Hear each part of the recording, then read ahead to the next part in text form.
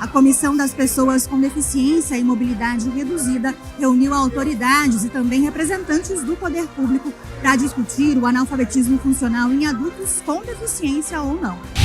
Frente Parlamentar em Defesa da Vida e da Família realiza reunião na Câmara de Campinas. No Giro Ambiental, vamos falar de um assunto que impacta diretamente a população, o saneamento básico. E Campinas é tricampeã de saneamento, de acordo com o ranking do Trata Brasil.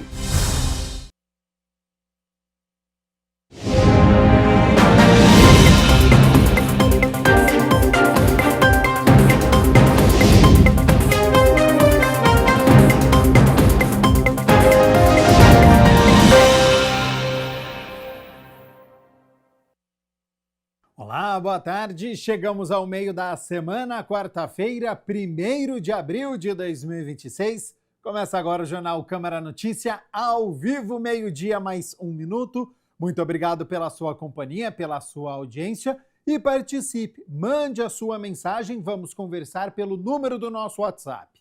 19 é o nosso DDD. Para você que é de Campinas e região, já sabe, né? Pode ir direto, o número aparece aqui embaixo da sua tela. É o 978293776, ou você tem a opção de enviar esta mensagem apontando a câmera do seu celular para o QR Code. Já aparece uma mensagem na sua tela, o WhatsApp da TV Câmara Campinas. Você aperta e pode mandar o seu elogio, uma crítica construtiva, o que você quer assistir aqui no nosso telejornal, que a gente conversa ao vivo. A gente abre a edição de hoje falando sobre emprego. É semana mais curta por conta do feriado na sexta-feira, mas para você que está desempregado, para você que está disponível para o mercado de trabalho ou para quem quer mudar de área, preste atenção porque o Centro Público de Apoio ao Trabalhador de Campinas está com mais de 500 vagas disponíveis para esta quarta-feira. Há vagas para ajudante de açougueiro, ajudante de carga e descarga de mercadoria, ajudante de cozinha, ajudante de eletricista, ajudante de obras, analista contábil, assistente de logística de transporte, atendente de hortifruti, auxiliar de limpeza, borracheiro, chefe de serviço de limpeza, estoquista, fiscal de loja, funileiro industrial, motorista carreteiro, operador de máquina de dobrar chapas e vendedor interno. Para conferir todas as vagas, é só acessar o site cepat.campinas.sp.gov.br. Lembrando que o atendimento presencial do CEPAT é realizado mediante agendamento prévio pelo site cidadão sem o tio, .campinas.sp.gov.br. A unidade do centro fica na Avenida Campos Sales, número 427, de segunda a sexta-feira, das 7h30 da manhã às 4h30 da tarde. A unidade do Ouro Verde, na Rua Armando Frederico Renganeschi, número 61, no bairro Jardim Cristina, dentro do Horto Shopping, no segundo andar, de segunda a sexta-feira, das 8h da manhã às 4h da tarde. E a unidade do Campo Grande, na Rua Manuel Machado Pereira, número 902, em frente à Praça da Concórdia, de segunda a sexta-feira, das 8h da manhã às 4h da tarde. Vamos com as notícias do Legislativo, porque a semana foi de muitas reuniões. Primeiro, a Comissão Permanente das Pessoas com Deficiência ou Mobilidade Reduzida aqui da Câmara realizou a segunda reunião do ano, com foco em inclusão e educação. O principal tema em debate foi a necessidade da criação de um programa municipal de políticas públicas para combater o analfabetismo funcional em jovens e adultos com ou sem deficiência. Foi apresentada a experiência do programa Equalieja, desenvolvido pela Associação de Educação do Homem do Amanhã, conhecida como Guardinha, em parceria com o SESI São Paulo e com apoio da Fundação FEAC. A iniciativa, que está sendo descontinuada, ofereceu ensino presencial e à distância, com foco na inclusão, acessibilidade e adaptação de materiais. O projeto nasceu após a entidade identificar que adultos, especialmente os com alguma deficiência, chegavam ao programa sem as habilidades básicas de alfabetização. Isso é um fato. Isso, infelizmente, é um fato mais e mais frequente. Não é um fato tão amplo na época em que eu fui professora da escola pública. A coisa ficou muito séria recentemente, não é? Por isso que nós temos tanto problema. E, então, esse é o nosso grande gancho aqui. Por causa deste gancho, em 2023, a FEAC e o SESI parcerizaram conosco e nós começamos a realizar o chamado Projeto Equali-EJA. Era um projeto para acolher pessoas, não apenas com deficiência, pessoas que estivessem necessitando de alfabetização, né, no EJA, Escola para Jovens e Adultos, né, alfabetização para esses jovens e adultos, fora do seu período normal. E o que aconteceu conosco? Aconteceu que afluíram normalmente pessoas mais numerosas com deficiência. E o que ocorreu é que, na sequência toda do projeto, essas pessoas com deficiência, obviamente, tinham mais dificuldades ainda para adquirir as suas competências e habilidades implícitas à alfabetização e as continhas que a gente tem que fazer, né? As somas e divisões, etc. e tal. O projeto foi apontado como referência para a criação do novo programa municipal. A reunião contou ainda com a presença de representantes do poder público, universidades, conselhos tutelares e organizações que atuam na defesa dos direitos das pessoas com deficiência, que falaram sobre os desafios enfrentados na educação básica. A vereadora Débora Palermo, presidente da Comissão Permanente das Pessoas com Deficiência ou Mobilidade Reduzida, falou sobre os próximos passos do debate. As pessoas estão se formando, passando pelo ciclo fundamental, ensino médio, muitas vezes não conseguem sequer leitura e interpretação de um texto. Isso influencia diretamente no mercado de trabalho. As empresas não conseguem profissionais e os alunos não conseguem inserção no mundo de trabalho.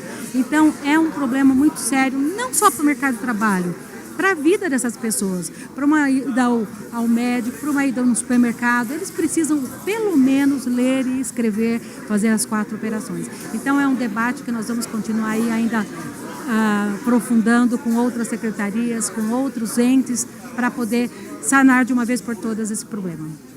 Nós temos muitas pautas, mas eu acredito que a próxima pauta será essa da falta de profissionais da educação para atender nossas crianças na escola. Mas também temos o problema do esporte, que acabou o convênio com o SESI, que fazia o esporte adaptado para pessoas com deficiências. Também é uma outra pauta que nós queremos trazer em breve aqui na discussão.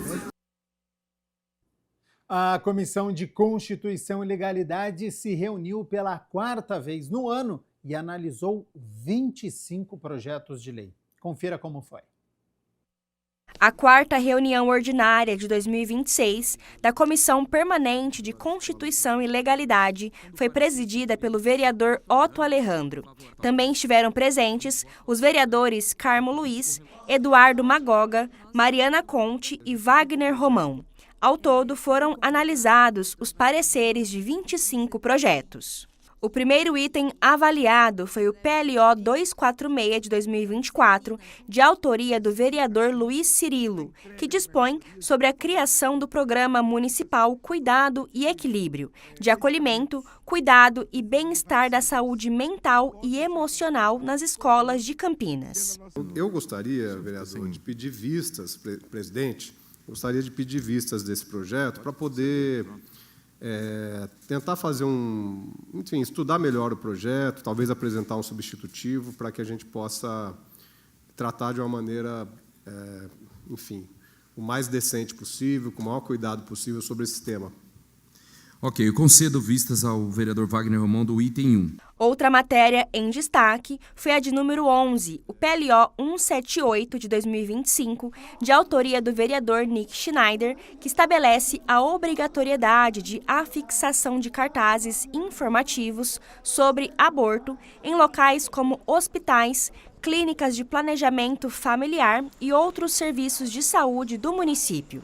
Antes da votação, houve um pedido de vistas apresentado pelo vereador Wagner Romão. Esse projeto, ele acho que tem problemas graves, embora pareça um projeto,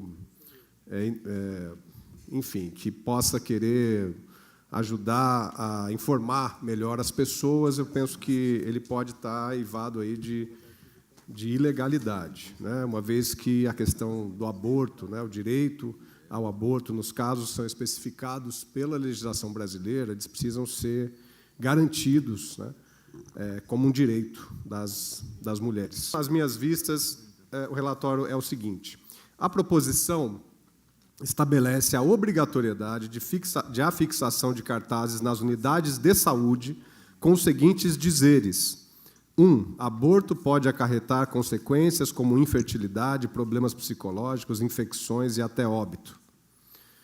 2. Você sabia que o nascituro é descartado como lixo hospitalar? E 3. Você tem o direito de encaminhar o bebê para adoção de forma sigilosa. Há apoio e solidariedade disponíveis para você. Dê uma chance à vida. Mais uma pressão, né? Mais uma situação de culpabilizar a vítima, né? Mais uma vez. Por fim, consideramos que o fulcro do projeto está eivado de ilegalidade, posto que impõe campanha contra qualquer forma de aborto, inclusive o legal. É isso que nós estamos fazendo aqui? Uma campanha contra qualquer forma de aborto, inclusive o legal, previsto em legislação nacional? E o traveste de informação de saúde, o que de fato não é. Assim sendo, agradecendo a concessão de vistas, devolvo o processo com a presente manifestação, me posicionando contrário ao projeto por ilegalidade. O pedido de vistas foi negado pelo presidente da comissão e, na sequência, a proposta foi aprovada por 3-2. Eu vou negar vistas desse projeto e vou colocar em votação. Tá? Vereador Carmo Luiz, como votam o item 11? Senhor presidente, eu voto junto com o relator, senhor presidente. Vereador Eduardo Magoga? Junto com o relator, presidente. Eu voto favorável também. Vereadora Mariana Conte? Eu quero dizer assim que é um absurdo, na verdade, primeiro a negação de vistas e segundo com relação à aprovação de um projeto que é explicitamente ilegal. Então, além de ilegal, é imoral, é vergonhoso. Nós temos aqui a versão campineira do PL dos estupradores. Quero deixar registrado que meu voto só pode ser contrário a esse projeto e que nós vamos batalhar para que esse projeto não seja aprovado e para que as mulheres, meninas, tenham direito ao aborto legal e seguro, como prevê a Constituição desde a década de 40. Muito obrigado. O item 11 está aprovado. Ao final da reunião, 15 projetos receberam parecer favorável, outros 9 tiveram a análise adiada por pedidos de vistas e apenas uma matéria foi rejeitada. Foram 25 projetos na pauta, né? Como o senhor avalia essa reunião de hoje, a 4ª reunião da comissão? Bom, uma reunião muito transparente, né? A 4ª é a primeira que eu estou retomando agora na presidência da Comissão de Constituição e Legalidade. Tivemos alguns pedidos de vistas pelos próprios autores, concedemos essas vistas para que eles adequem esses projetos, voltem para cá para passar pela legalidade. Então, estamos bastante confiantes e bastante trabalho pela frente aí. Vereador, o senhor citou que foram alguns pedidos de vista, né? Foram 9 no total. Qual o próximo passo? O próximo passo é esses projetos que foram aprovados aqui irem para as outras comissões, depois voltar aqui para apreciação no plenário e votação. Comissão de Defesa dos Direitos da Criança, do Adolescente e da Juventude realiza a 2ª reunião do ano e discute a aplicação do ECA Digital. A iniciativa foi do vereador Gustavo Peta e da vereadora Paula Miguel.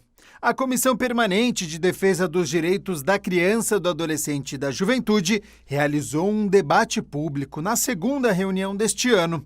O tema é ECA Digital, que entrou em vigor recentemente no dia 17 de março. Nós sabemos hoje que as crianças e os adolescentes são expostos ao mundo digital desde muito cedo. E essa exposição ao mundo digital tem toda uma parte positiva, no sentido de você ter acesso à informação, à troca de informações, etc., mas isso vem carregado também de uma exposição a conteúdos muitas vezes violentos e inadequados, a aliciamento e exploração de menores, como a própria polícia tem investigado em muitos casos, cyberbullying, desinformação. Esse é um momento também de aprendizado para a gente saber o que muda, né? O que essa nova regra pode fazer e representar a nível de Brasil. E acho que a gente viu, né, diversas notícias sobre um protesto, inclusive, de quando ele começou a funcionar, que foi dentro do Roblox, que eu acho que foi quando acendeu um grande alerta para as pessoas, de como essas movimentações, né, que passavam por um, abre aspas, simples jogo, poderiam, na verdade, ter impactos muito maiores. O Estatuto Digital da Criança e do Adolescente é para atualizar a proteção de crianças e adolescentes frente aos novos desafios impostos pelo avanço das tecnologias. O ECA, ele transfere para o ambiente digital as muitas proteções que já existem no ECA, de 1990, procurando atualizar isso para o ambiente digital. Ou seja, criar um ambiente mais protetivo e criando, então, essa dimensão de que você tem o papel do Estado através de uma lei. Então, agora, o Estado tem uma legislação, tem uma Agência Nacional de Proteção de Dados que vai cuidar da implementação e da fiscalização dessa legislação. E você tem o setor privado que oferta produtos e serviços na internet direcionados a crianças e adolescentes ou de acesso provável por crianças e adolescentes que agora vão precisar se adequar à legislação. Gabriela Linhares, conselheira tutelar, fez uma provocação sobre a oferta de espaços de lazer e cultura com segurança pela cidade. Porque hoje a gente percebe que os espaços de integração social que crianças e adolescentes têm são, de fato, na internet. Né, um tanto no ambiente escolar, mas até a proibição do uso do celular na escola também, os espaços de intervalo eles eram permeados por cada um no seu celular, de uma forma muito ensimesmado, né, muito ali cada um no seu cantinho. Quais espaços que a gente está ofertando, né, de lazer, de diversão, de esporte, de cultura, com segurança, com responsabilidade, não aquela pracinha que está abandonada, com mato, com 1,5 metro de altura, com os brinquedos enferrujados, né? Por fim, Cléo Garcia, advogada e doutoranda em educação pela Unicamp, fez uma apresentação sobre uma pesquisa realizada sobre ataques de extrema violência realizadas em escolas. O primeiro foi identificado em 2001, e depois vocês veem uma linha, né? Chegando em 2022, houve um aumento com 12 casos, depois 2023 também, 2024 caiu para 5 e 2025 também caiu para 5. 68%, então, desses ataques, que hoje são 48, né, mas está ali 47, eles ocorreram entre março de 2022 e dezembro de 2025. Todos eles do sexo masculino, que nos diz muito também, né, sobre como nós aqui no Brasil tratamos a masculinidade, como essas crianças, esses adolescentes, meninos recebem educação sobre a sua masculinidade, que tudo se resolve na base da violência. A maioria deles brancos, com apenas 3 que são considerados pardos. Concepções, eles trazem muitas concepções e valores opressores, como misoginia, homofobia, racismo, supremacia branca. A Câmara Municipal de Campinas abriu um espaço para um debate público sobre o cenário político internacional e os reflexos no Brasil. A discussão abordou o avanço da extrema-direita na América Latina e os possíveis impactos deste movimento na economia, na soberania e na democracia. Por iniciativa da vereadora Fernanda Souto, a Câmara Municipal de Campinas realizou um debate sobre o avanço da extrema-direita na América Latina.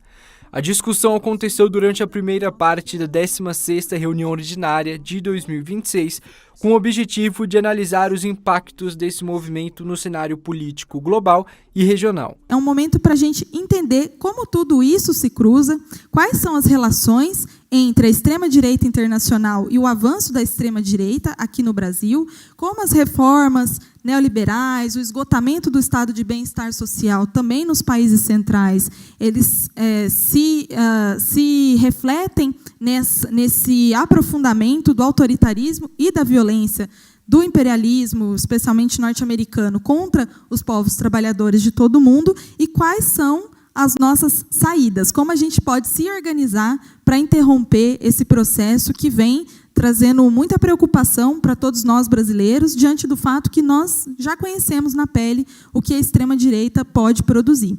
A discussão contou com a participação do professor doutor André Caizeu, do Departamento de Ciência Política da Unicamp. O lugar que a América Latina ocupa aqui, né? E aí os eventos de 3 de janeiro na Venezuela, que a Fernanda lembrou logo no começo, são incontornáveis. Aquilo marca um antes e um depois.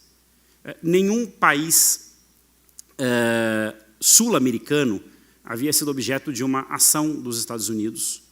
Os Estados Unidos interveio várias vezes na América Central e no Caribe ao longo do século XX todo, mas na Venezuela e na América do Sul, de maneira geral, nunca. E no século XIX houve alguns bloqueios navais franceses ou britânicos na Argentina ou na própria Venezuela, mas nunca passou disso. Então, o sequestro do presidente Nicolás Maduro, ele é chocante por seu ineditismo e pelo que ele revela. A disposição dos Estados Unidos, declarada, manifesta, no que o próprio Trump chamou de doutrina Monroe, quer dizer, o corolário a que ele acrescentou a bicentenária doutrina Monroe, América para os americanos do Norte, né? A disposição de intervir em qualquer país da região para salvaguardar os interesses americanos. Durante o encontro foram analisados fatores que ajudam a explicar o crescimento de movimentos de extrema-direita no continente americano, especialmente na América Latina. Então nós temos, de um lado, brilhantemente como colocou o professor André, uma postura de milícia internacional que vai se encontrar com uma milícia local. Não, a democracia, enquanto uma institucionalidade em todos os níveis, no centro e na periferia, eu não abandono ainda a linguagem centro-periferia, que está demodé, assim como o imperialismo,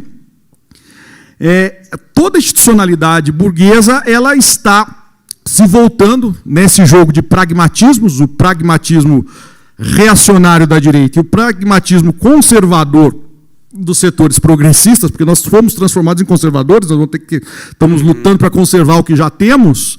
Isso é um jogo perigosíssimo. A Câmara de Campinas realizou uma reunião da Frente Parlamentar em Defesa da Vida e da Família para discutir o tema aborto em estágios avançados da gestação. O encontro foi conduzido pelo presidente da frente, o vereador Nick Schneider.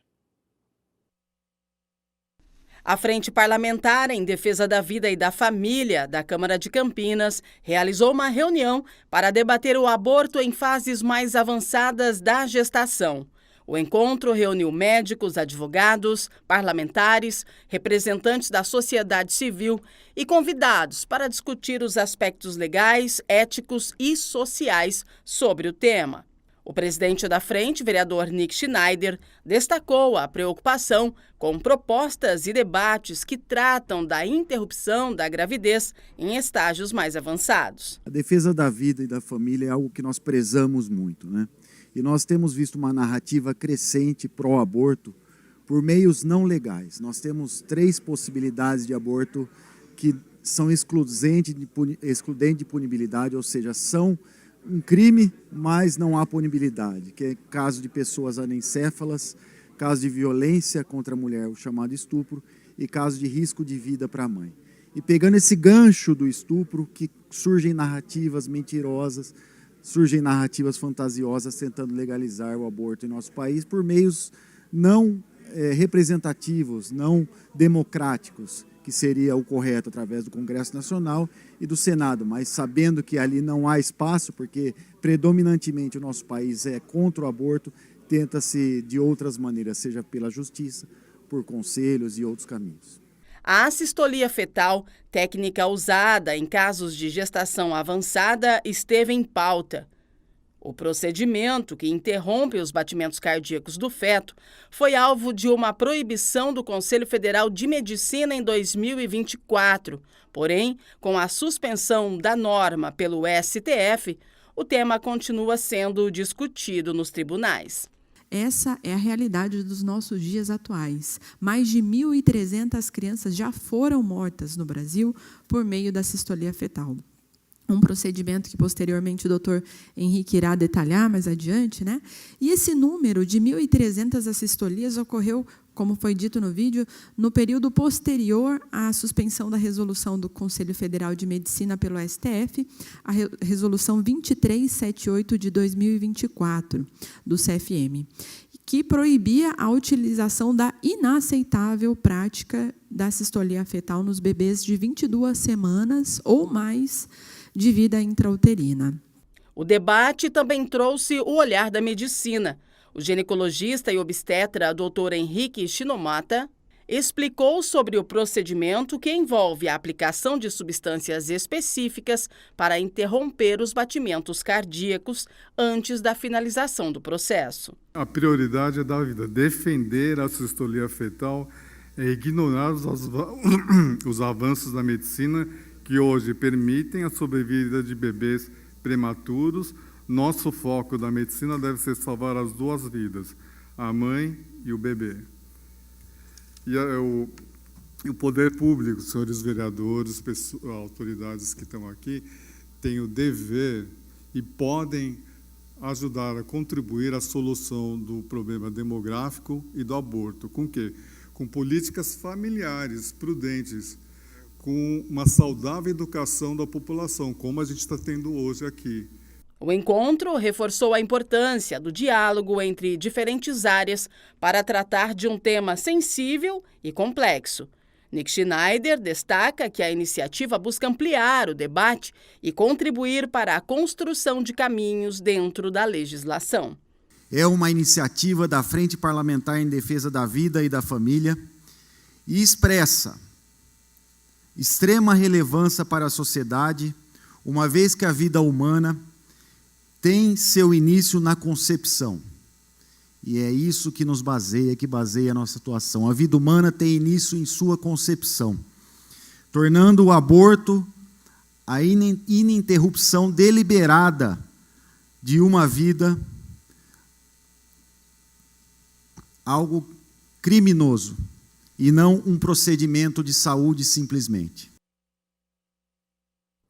12:00 mais 27 minutos. Muito obrigado pela sua companhia, pela sua audiência. Estamos ao vivo e como hoje é quarta-feira, é dia de reunião ordinária, a 17ª do ano. A partir das 6 horas da tarde, os vereadores vão se reunir para discutirem e votarem os 13 projetos que estão na pauta. Site da Câmara aberto, campinas.sp.leg.br, aqui você fica muito bem informado.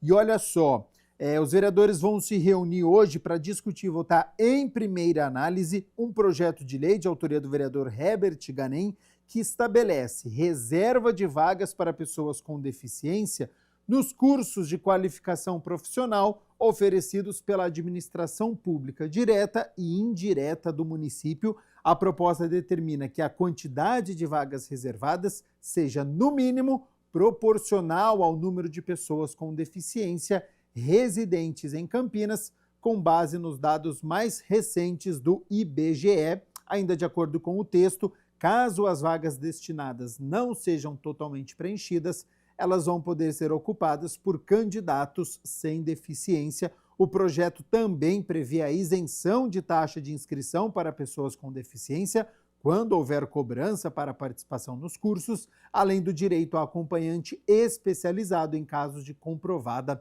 necessidade. Quer ficar muito bem informado, saber todos os projetos que serão discutidos e votados? É só entrar no site da Câmara, campinas.sp.leg.br. O site está aqui embaixo na sua tela.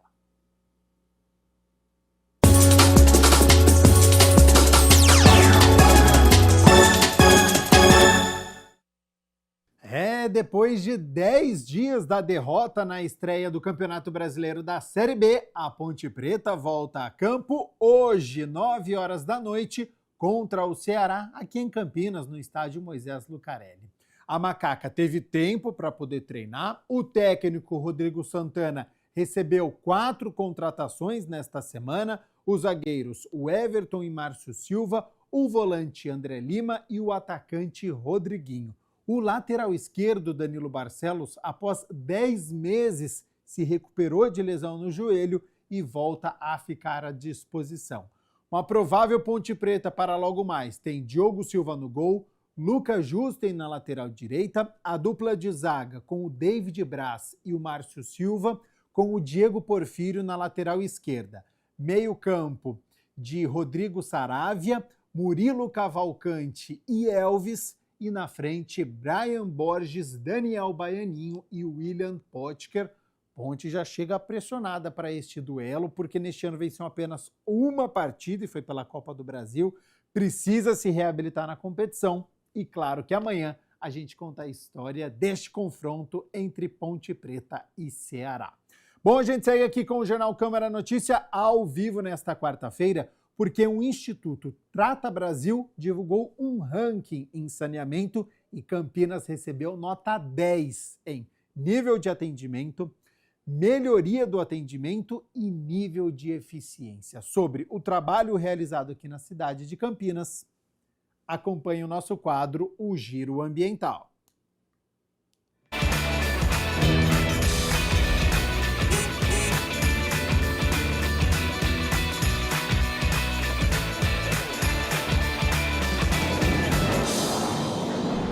Olá, está começando mais um Giro Ambiental. Olha só, no programa de hoje vamos falar sobre um tema que impacta diretamente a qualidade de vida da população, o saneamento básico. E Campinas acaba de conquistar um destaque importante no ranking nacional do Instituto Trata Brasil, ficando entre as melhores cidades do país e alcançando resultados expressivos em diversos indicadores. Para entender melhor esse desempenho e o que ele representa, eu converso agora com o Alessandro Tetzner, que é gerente da Gestão de Qualidade e Relações Técnicas da Sanasa. Alessandro, seja bem-vindo ao Giro Ambiental e muito obrigada. Eu que agradeço o convite e a oportunidade da gente falar um pouquinho do que Campinas tem feito em prol do saneamento. Alessandro, para começar, Campinas ficou aí entre tricampeã nesse ranking de saneamento, vencendo em 2024, 2025 e 2026. Qual a importância desse resultado para a cidade, para o município? Primeiramente, dizer que esse resultado é um resultado válido, porque são informações que são prestadas pelas companhias de saneamento ao Cinisa, que é o Sistema Nacional de Informações sobre Saneamento. E, além disso, algumas empresas hoje passam por uma auditoria de certificação desses resultados, dessas informações. E a Sanasa faz parte dessas empresas que passa por essa avaliação, por essa auditoria. É um programa chamado Acertar, que avalia a confiabilidade e a exatidão das informações que são prestadas ao Cinisa. Em cima dessas informações do Cinisa, o Instituto Trata Brasil monta esse ranqueamento das empresas de saneamento com o desempenho que elas têm ao longo do ano. Dizer da importância de ser um município com o serviço universalizado 10 anos antes do marco legal do saneamento, é dizer que Campinas tem feito o seu trabalho de casa, do ponto de vista de planejamento, de execução e principalmente do cuidado, do zelo com a população. E o ranking mostra também que o município ele alcançou nota máxima em critérios, como o nível de atendimento, melhoria e eficiência. O que esses indicadores representam para a população na prática? Nós estamos falando, quando a gente está falando de nível de atendimento, a gente está falando de atendimento total de abastecimento de água urbano, o atendimento total de esgotamento sanitário, o atendimento de tratamento de esgoto. Na melhoria do atendimento, que é uma outra categoria que foi avaliada, nós estamos falando dos investimentos totais por habitante e do investimento do prestador por habitante. E, por fim, quando a gente fala do nível de eficiência, que demonstra a capacidade da companhia em deixar claro todas as obras que são executadas para mostrar eficiência e eficácia, nós estamos falando nos índices de perdas. Perdas na distribuição de água, que é quando você produz a água e ela se perde ao longo do caminho. E nós estamos falando também por perdas em ligação. Eu queria destacar no índice de perdas que Campinas hoje tem um dos melhores índices nacionais. Nós já estamos abaixo de 15% daquilo que se produz acaba se perdendo ao longo do caminho, da trajetória da água que sai da estação, depois de tratada, passa pela reservação, pela tubulação até chegar nos imóveis. Você já citou um pouco agora sobre esses níveis de Campinas da perda de água, né, que são níveis bem baixos. Como vocês conseguiram alcançar esses resultados? Esse é um trabalho de longo tempo. Não se constrói um número desse porte da noite para o dia, então requer planejamento. Então você precisa conhecer em primeiro lugar a sua estrutura, as suas tubulações, as suas ligações, até para que você consiga diagnosticar de tempo hábil quando se tem alguma perda, né, por rompimento ou por fraude, por roubo de água, vamos dizer assim, e consiga agir rapidamente. São investimentos do porte de troca de redes, né, redes que já são antigas, são trocadas por materiais melhores, que evitam, inclusive, rompimentos. A instalação de reservação na cidade para dar garantia de abastecimento, no caso de uma eventual crise hídrica, por exemplo. Se faltar água no manancial para que a gente possa captar, a gente tem segurança hídrica hoje para conseguir abastecer a cidade num período razoável. Além da reservação que os imóveis também já possuem, né, na sua localidade, para também dessa garantia de, no mínimo, um dia de reserva de água. Então, são investimentos na infraestrutura do sistema de abastecimento de água que dá condições de se ter um índice tão baixo de perdas na distribuição. Você já falou um pouco sobre os investimentos e um dos destaques é o investimento por habitantes, né? Como esses investimentos eles impactam na evolução do saneamento em Campinas? Eu te disse, né, anteriormente, nós já estamos universalizados perante o marco legal do saneamento 10 anos antes da linha final, né, que é 2033. Isso traz segurança para a população, em saber que aquilo que é computado como pagamento da conta de água reverte imediatamente no bem comum para a população. A empresa ela investe fortemente para ter o melhor material, a melhor performance, a melhor prestação de serviços para que possa atender todas as localidades com quantidade e qualidade. E quando a gente também fala sobre essa universalização do saneamento, isso significa que todas as áreas, regiões de Campinas têm um saneamento básico, correto? Sim, nós ainda temos na cidade pontos onde ainda a água não chega. Não chega porque são pontos distantes que ainda são feitos os estudos para poder levar o sistema de abastecimento até essas localidades. Mas esses locais não ficam sem ser abastecidos. Onde ainda não tem uma rede chegando, com certeza vai ter um caminhão levando água potável da Sanasa para abastecer essas localidades. E também o uso de tecnologias, ele é apontado no estudo, né, como a inteligência artificial.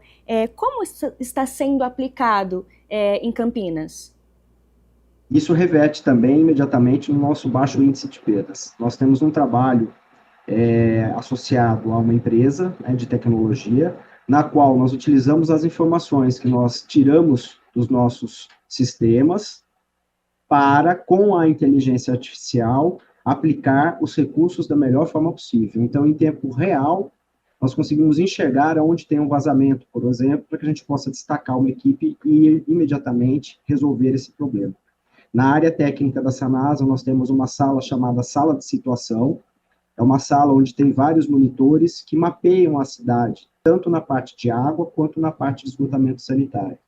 E aí a gente consegue, inclusive, enxergar onde as equipes estão transitando nesse momento, né, em tempo real. Então, vamos imaginar que entre uma nota de serviço urgente aqui que precisa ser reparada.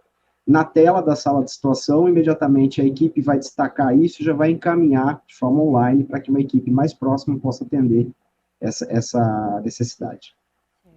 E, Alessandro, que outras cidades podem aprender com esse modelo adotado aqui no município de Campinas? Nós temos recebido inúmeras visitas de várias cidades do Brasil inteiro. E não somente de empresas públicas municipais, nós também recebemos visitas de empresas privadas, que conhecem a informação da Sanasa através das mídias, ou das divulgações, como, por exemplo, do Instituto Trata Brasil, e aí nos procuram para poder entender como a Sanasa vem mantendo esse patamar de desempenho, né, como citado nos 3 últimos anos, com nota máxima nos quesitos avaliados pelo Trata Brasil, para entender como eles podem aplicar isso de forma coerente nas suas cidades também. Então, essa troca de experiências, ela é rica dos dois lados, que a gente também acaba aprendendo muito quando eles vêm nos procurar para receber informações. Certo. E a partir desses resultados, quais são os próximos desafios para manter Campinas nos topos desse ranking? Continuar reduzindo o índice de perdas, com certeza, porque falar em perder 15%, nós estamos perdendo 15% de água. Então, quanto mais baixo for o índice de perda, significa que a gente está perdendo menos. Além disso, também manter a estrutura da cidade, desse porte, também custa. Né? Então, os investimentos precisam ser muito bem planilhados, planejados e executados. Então, a cada ponto que a gente se aproxima do 100%, porque os índices do marco legal, eles apontam menos de 100%. Mas a gente tem que sempre olhar para o 100%. Quem quer ser uma empresa referência, ela não pode ficar estagnada num índice de 90% de abastecimento, por exemplo. Ela tem que almejar sempre chegar o mais próximo possível da meta final, que é o 100%. Então, planejar sempre, com uma equipe capacitada, qualificada, olhando o que tem de melhor no mercado, do ponto de vista de estrutura, de equipamento, de tubulação, e conseguir executar isso da melhor forma possível, para deixar sempre o sistema cada vez melhor. Cada município tem o seu trabalho particular. Então, se nós olharmos no ranking desse ano, que traz Franca, São José do Rio Preto, Campinas e Santos, são os 4 primeiros listados, são municípios do estado de São Paulo. Então, significa que São Paulo também tem investido fortemente para a universalização do saneamento. Então, isso é fruto de um bom planejamento dessas companhias também, que investem o seu potencial, capacitam as suas equipes e estão sempre correndo atrás dos melhores resultados. Alessandro, muito obrigada pela sua participação e por esclarecer também para a gente os dados desse ranking. Eu que agradeço a oportunidade da gente poder falar um pouquinho mais de Campinas, lembrando que Campinas tem sido referência no saneamento, não só para as empresas públicas municipais, mas para outras companhias também do setor privado, que têm nos procurado frequentemente para poder entender como Campinas tem investido para poder trazer tão bons índices para a população. Muito obrigada pela participação mais uma vez. Agora você continua com as informações e curiosidades do meio ambiente e eu fico por aqui. Até mais! Uma análise do Climate and Community Institute, publicada pelo The Guardian, revela que o conflito envolvendo Estados Unidos, Israel e Irã está consumindo o orçamento global de carbono em uma velocidade alarmante. Apenas nos primeiros 14 dias, as operações geraram mais de 5 milhões de toneladas de CO2. Se mantido esse ritmo, o impacto anual chegaria a 131 milhões de toneladas, superando as emissões de 84 países somados. O volume equivale à pegada de carbono de uma economia inteira baseada em combustíveis fósseis como o Kuwait. Pesquisadores da Cornell e da UBC descobriram que a flor de macaco escarlate é capaz de evoluir de forma acelerada para sobreviver a secas extremas. O estudo publicado na Science monitorou 55 populações da espécie durante a crise hídrica de 2012 na América do Norte. Embora alguns grupos tenham sido extintos, outros demonstraram uma adaptação genética rápida ao estresse climático. A descoberta é significativa por revelar que certas plantas nativas possuem mecanismos de recuperação muito mais velozes do que se imaginava diante do aquecimento global.